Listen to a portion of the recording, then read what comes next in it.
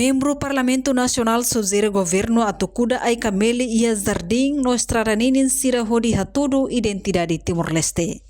Quarta-feira, deputado José Virgílio, lihusi plenária Parlamento Nacional, sugere ba governo lihusi autoridade município dele. Atukuda ai kamele no ai garahu ia zardim sira ia capital dele, compara ho ai hali nebeninya abut belestraga fali trotoar.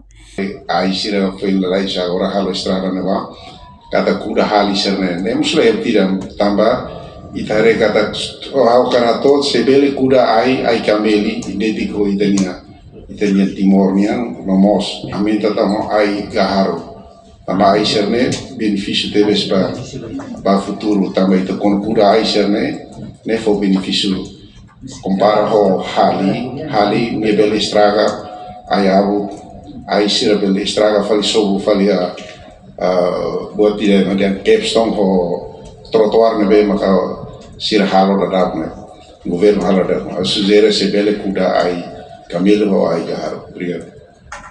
Enquanto deputada bancada PD, Sansa Margarida Tilman la concorda governo kuda ai hali ia zardim sira, mas be precisa kuda ai horis nebe bele fomahu ba ema ia zardim sira. Nebe maka agora dadap hali ha dirilara.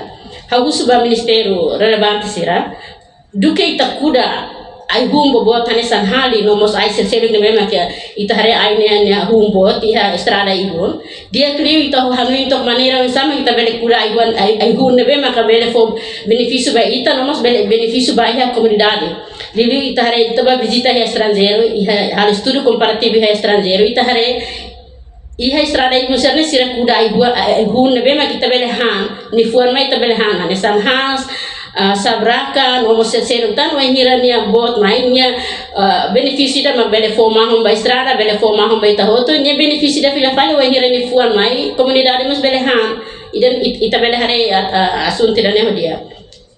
Hatamba questão vice-ministro assunto parlamentar, Aderito Hugo da Costa compromete se envia preocupação hirak ba ministério relevante hodi bele tau atenção. Reportagem Melda Fátima, Televisão Timor-Post. Janela informação ba emogoto. Atua tem informação atual dia kliu. Kita haluha, haneham botão subscribe, like. Halo comentário no Fahe Tutang ba media sosial hotu.